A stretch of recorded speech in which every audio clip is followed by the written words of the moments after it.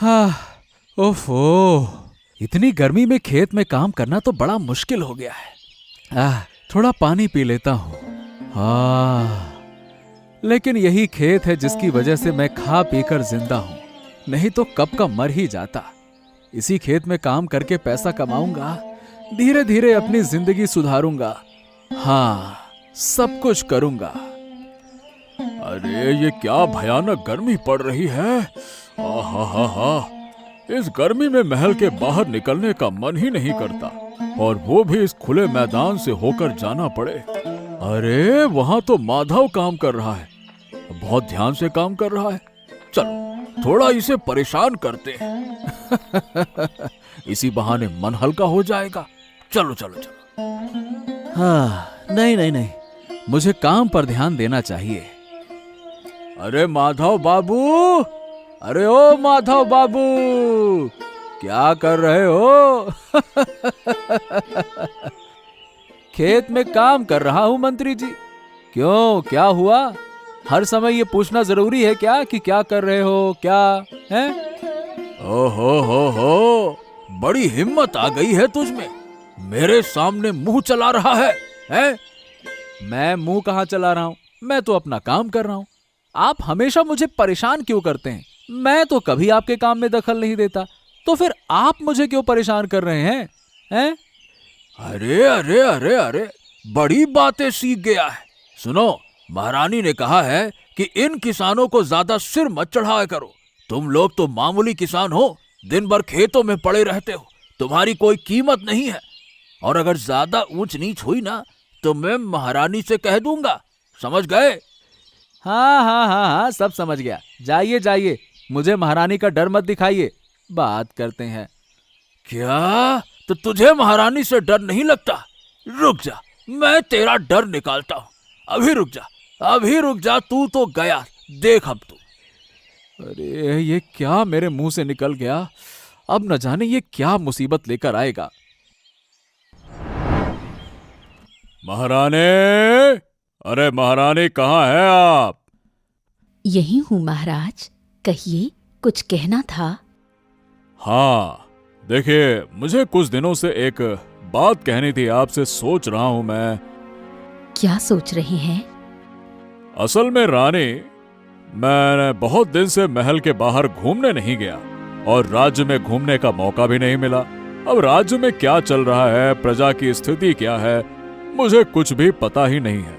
इसीलिए सोच रहा हूं कि अकेले ही राज्य भ्रमण पर जाऊं और किसी प्रजा के घर में भोजन करूं।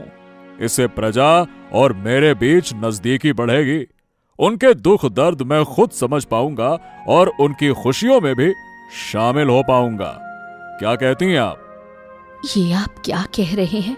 आप एक राजा हैं और आप मामूली प्रजा के घर भोजन करेंगे? नहीं महाराज, ये कतई नहीं हो सकता। हाँ पिताजी, आप क्या कह रहे हैं? अरे बेटी, तू आ गई। आजा बेटा, आजा। पिताजी, आप इस तरह मत जाइए। आप इतने बड़े राज्य के राजा हैं, आपको ये सब शोभा नहीं देता।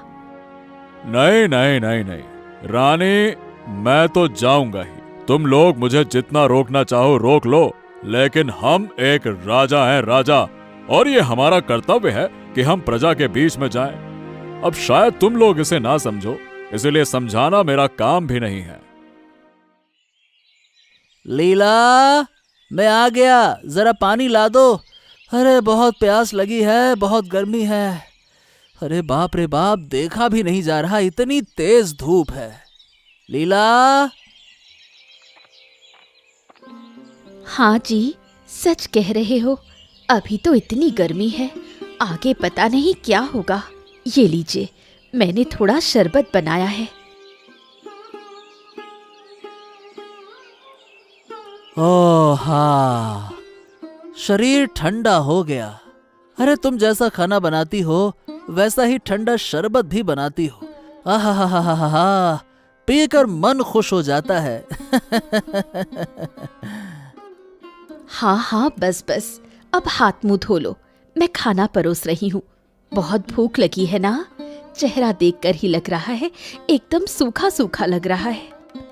हाँ हाँ हाँ, बहुत भूख लगी है, अब जल्दी से खाना लगा दो बस। हाँ। ये लीजिए, खा लीजिए। हा हा हा हा हा, क्या शानदार खाना बनाया है, लाजवाब लाजवाब। काश मैं तुम्हारे लिए एक अच्छा होटल खोल सकता, लोग तुम्हारे हाथ का अमृत खाना खाते और अंदर से भर जाते। हाँ। बस बस चुपचाप खाओ, मुझे होटल वोटल कुछ नहीं चाहिए। मेरा तो सिर्फ एक सपना है। सपना? क्या सपना? यही कि हमारे राज्य के महाराज को अगर मैं अपने हाथों से बना हुआ खाना खिला पाती तो मेरा जीवन धन्य हो जाता। ओ, तो ये बात। अब देखो, ये मेरे बस में तो नहीं है, भगवान चाहेंगे तो जरूर होगा। और जब तुम इतनी इच्छा कर रही हो तो देखना, भगवान जरूर तुम्हारी ख्वाहिश पूरी करेंगे। हाँ, देखना। रानी माँ, अरे रानी माँ, रानी माँ। हाँ। क्या हुआ देवराज, तुम इतना हाफ क्यों रहे हो? कुछ कहना है क्या? हाँ रानी माँ, जानते हैं माधव की हिम्मत, उसकी हिम्मत तो बढ़ती ही जा रही है रानी माँ। क्यों? उसने क्या किया और तुम इतने हाफ क्यों रहे हो? अरे राजकुमारी, क्या बताऊं, आज जब मैं राजमहल आ रहा था तो मैदान में माधव से मुलाकात हो गई। मैंने बस सामान्य रूप से उससे पूछा कि क्यों भैया, काम काज कैसा चल रहा है, और उसने उल्टा मुझसे बकवास बातें करनी शुरू कर दी। जब मैंने उसे रोका और कहा कि मैं ये सारी बातें महाराज और महारानी को बता दूंगा, तो उसने महारानी आपके बारे में बहुत गलत बातें कही। माधव ने यहाँ तक कहा कि वो आपसे ना तो डरता है और ना ही आपका सम्मान करता है। ये कहा उसने आपके बारे में। क्या माधव? मतलब वो मामूली किसान इतनी हिम्मत कर सकता है? उसने मेरे बारे में ऐसा कहा? माँ, हमें उसे सजा देनी चाहिए, उसे सामने से सबक सिखाना होगा। हाँ बेटा, तू बिल्कुल सही कह रही है। देवराज, मैं खुद जाऊंगी और उसे सबक सिखा कर आऊंगी। अब जैसा आप कहें रानी माँ।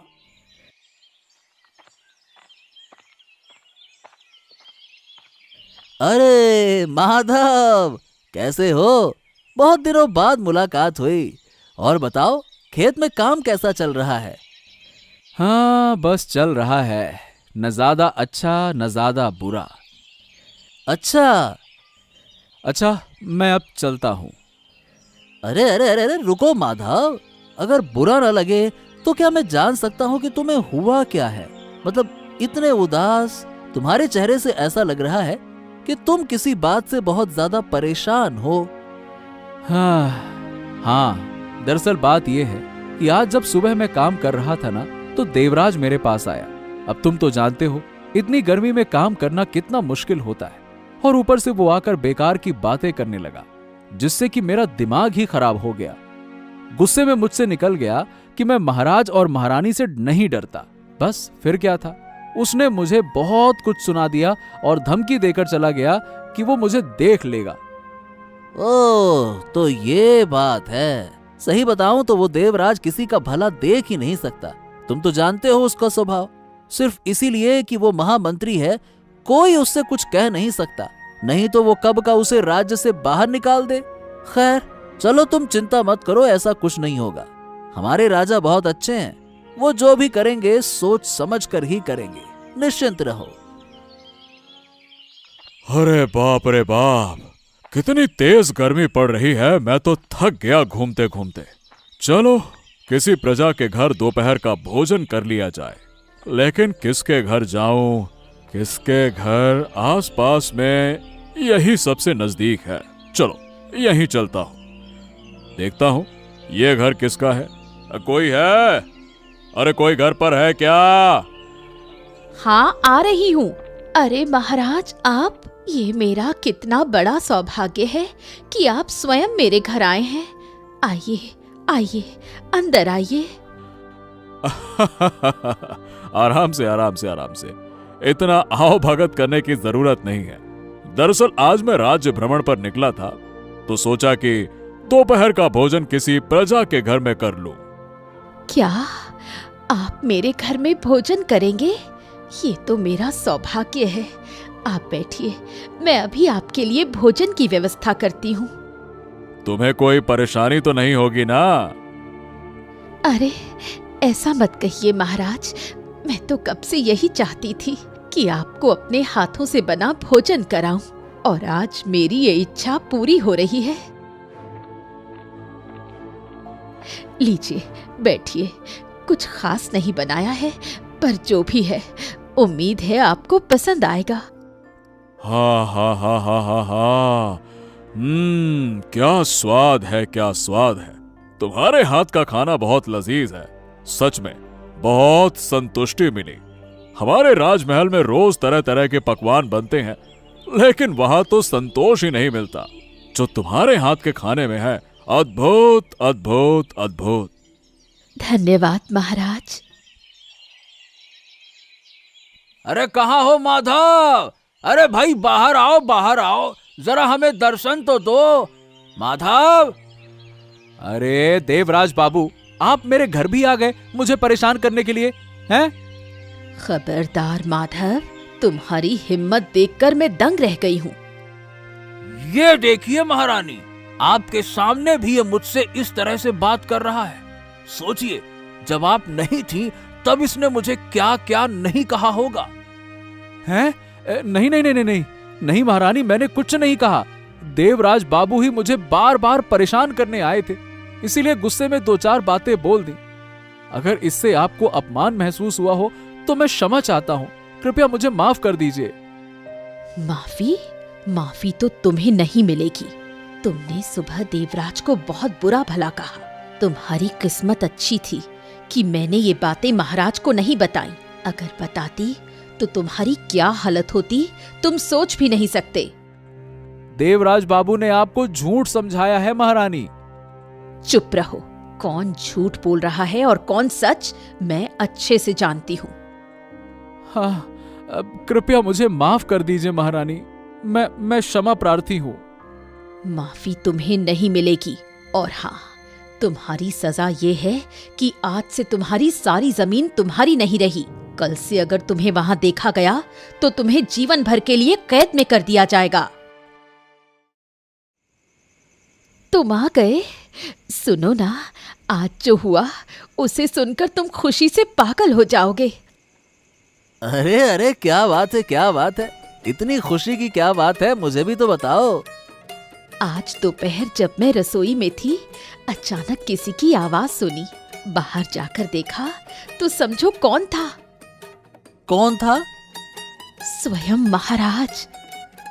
ओ, महाराज हमारे घर पर? क्या बात है? हाँ, महाराज आज राज्य भ्रमण पर निकले थे। वो किसी किसान के घर भोजन करने वाले थे और संयोग से हमारे घर आ गए। उन्होंने हमारे घर खाना खाया और बहुत प्रशंसा की। बोले कि ऐसा स्वादिष्ट भोजन उन्होंने कभी नहीं खाया। महल में तो रोज कई पकवान बनते हैं, लेकिन ऐसी तृप्ति पहले कभी नहीं मिली। देखा लीला, कल ही तो कहा था कि भगवान तुम्हारी मनोकामना जरूर पूरी करेंगे, और देखो आज ही पूरी हो गई। अब तो समझो कि तुम्हारा जीवन ही सफल हो गया। हाँ हाँ हाँ, बहुत ज्यादा।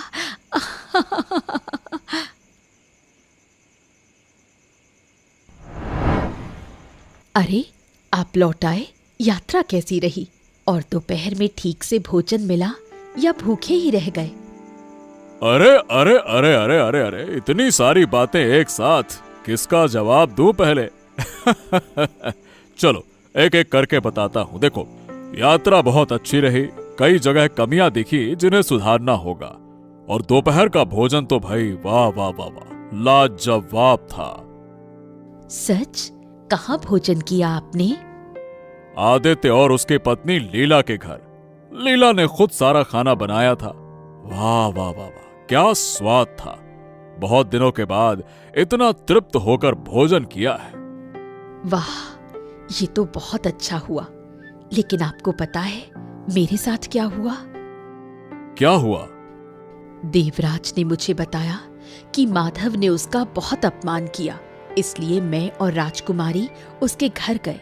सच में हमारे सामने भी उसने देवराज का अपमान किया, इसलिए मैंने उसकी जमीन जब्त कर ली। अब उसे खेती नहीं करने दूंगी। माधव, अरे वो तो ईमानदार और परिश्रमी किसान है। वो सिर्फ अपनी मेहनत करता है, किसी को परेशान नहीं करता। उसकी वजह से ही हम जैसे लोग भोजन कर पाते हैं। देखो, मैं तो कहता हूं कि उसे माफ कर दो। वो एक गरीब मेहनती इंसान है। जमीन के बिना उसके पास कुछ भी नहीं रहेगा।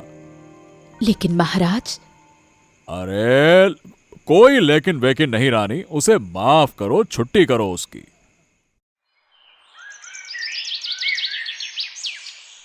मुझे नहीं पता कि अब मुझे क्या करना चाहिए।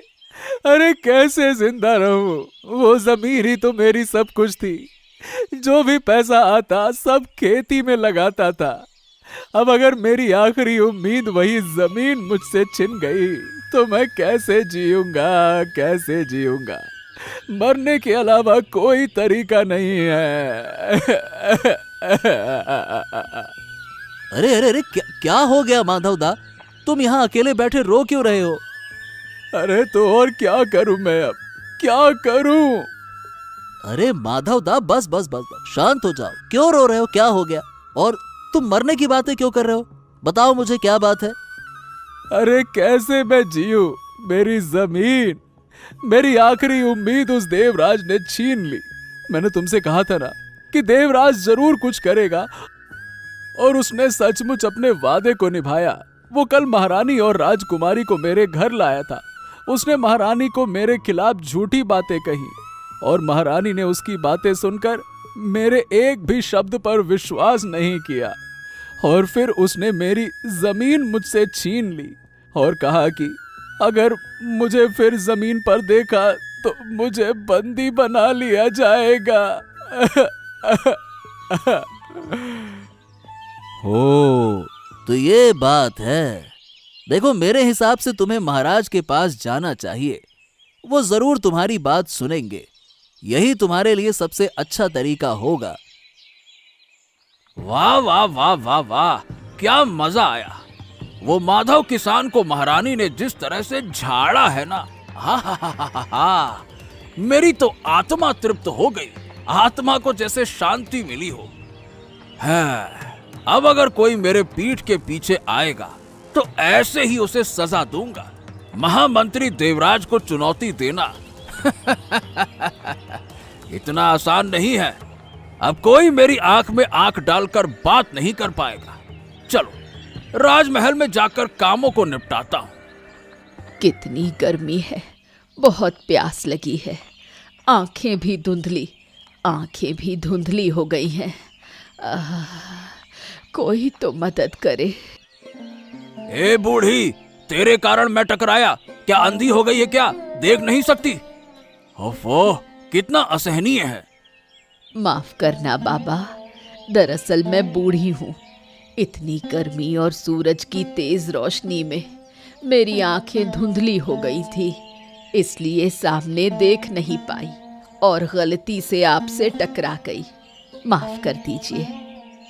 अरे जब इतनी गर्मी सहन नहीं कर सकती तो घर से बाहर निकलती ही क्यों हो? अरे रास्ते में लोगों की परेशानियों का कारण बनी फालतू में। शर्म नहीं आती? मेरे कपड़े तुम्हारे कपड़ों से गंदे लग रहे हैं। हफो, अब मैं काम पे कैसे जाऊं? मन कर रहा है कि तुझे महाराज के पास ले जाऊं और सजा दिलवाऊं। देवराज में इतना घमंड है, कोई इज्जत नहीं है। एक बुजुर्ग महिला से जो गलती से सामने नहीं देख पाई, उसे इतना अपमानित किया। मैं खुद जाकर महाराज से शिकायत करूंगी और न्याय की मांग करूंगी। प्रणाम महाराज, मुझे आपसे एक शिकायत करनी है। आज मुझे बहुत अपमानित किया गया। मेरे राज्य में एक बुजुर्ग का अपमान? किसने किया यह काम? आपके महामंत्री देवराज ने। जब मैं दोपहर में घर लौट रही थी, उस समय सूरज की तेज रोशनी में मेरी आंखें धुंधली हो गई। इस कारण से मुझे ठीक से सामने दिखाई नहीं दिया और गलती से मैं देवराज से टकरा गई। और इस छोटी सी भूल के लिए देवराज ने मुझे बहुत कुछ कहा। महाराज, आप कृपया कुछ करें।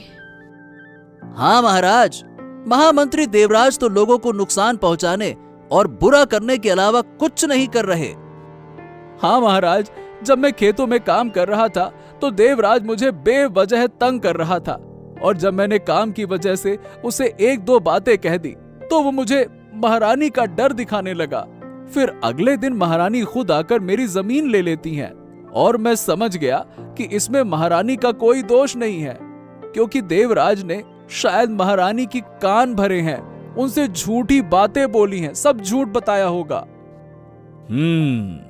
तुम दोनों की बातें सुनकर मैं समझ रहा हूं कि देवराज ने बहुत गलतियां की हैं। मैं उसे जरूर चेतावनी दूंगा, और माधव, मैं तुम्हें तुम्हारी जमीन वापस दिलवाऊंगा, और बूढ़ी मां, मैं आपसे माफी मांगता हूं। माँ, जानती हो दरबार में क्या हुआ? क्या हुआ राजकुमारी? माँ, हम कल उस माधव किसान के घर गए थे ना, वही माधव और आदित्य आए थे, और उनके साथ एक बूढ़ी माँ भी थी। उन्होंने बताया कि दोपहर में जब वो धूप में घर लौट रही थी तो गलती से देवराज बाबू से टकरा गईं, और इस छोटी सी गलती के लिए देवराज बाबू ने उन्हें बहुत अपमानित किया। और माँ, तुम तो जानती हो कि पिताजी बुजुर्गों के अपमान को बिल्कुल पसंद नहीं करते, इसलिए वो बहुत गुस्से में थे। और माधव क्यों आया था? और हाँ, माधव किसान ये बताने आया था कि आपने उसकी जमीन हड़प ली है, लेकिन इसमें तुम्हारी कोई गलती नहीं है, क्योंकि देवराज बाबू ने ही तुम्हें माधव के खिलाफ झूठी बातें बताईं। आदित्य ने भी यही कहा। इतने लोग एक साथ झूठ नहीं बोल सकते।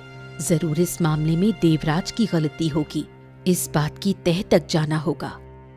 माँ, क्या सोच रही हो? नहीं, कुछ नहीं। और पता है, पिताजी ने माधव को उसकी जमीन वापस कर दी। अच्छा किया, मैं भी यही सोच रही थी। उस दिन मैंने भी कुछ ज्यादा ही कठोरता दिखाई थी।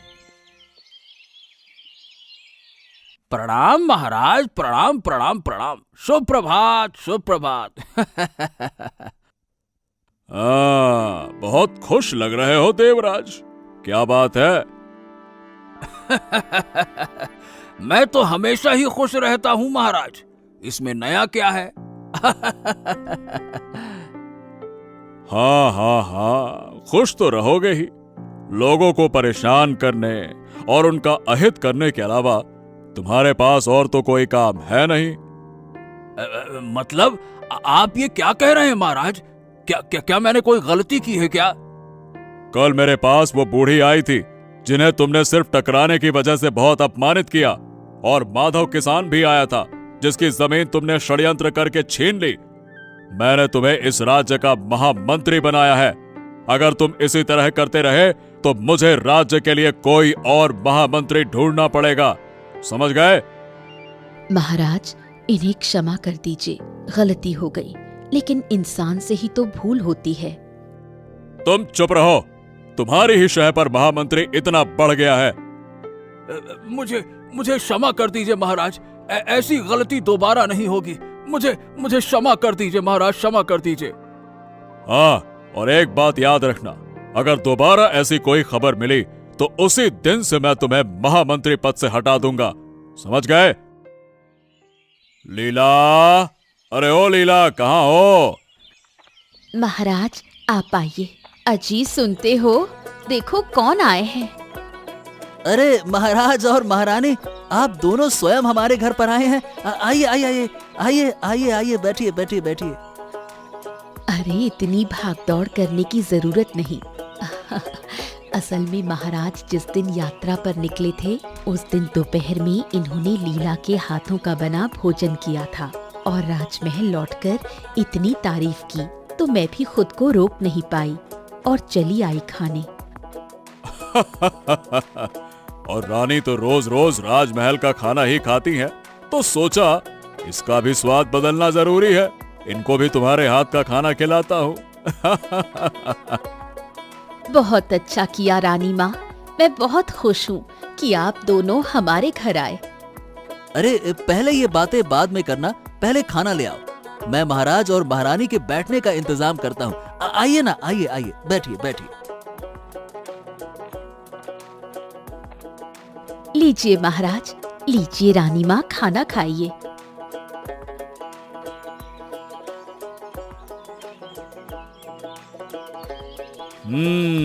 तो कैसा लगा खाना? मैंने जो कहा था वही है ना? आ? सच में क्या लाजवाब स्वाद है, एकदम अमृत समान। तुम्हारे हाथों में तो देवी अन्नपूर्णा का आशीर्वाद है बेटी। हमेशा सुखी रहो, खुश रहो। बहुत बहुत धन्यवाद रानी माँ।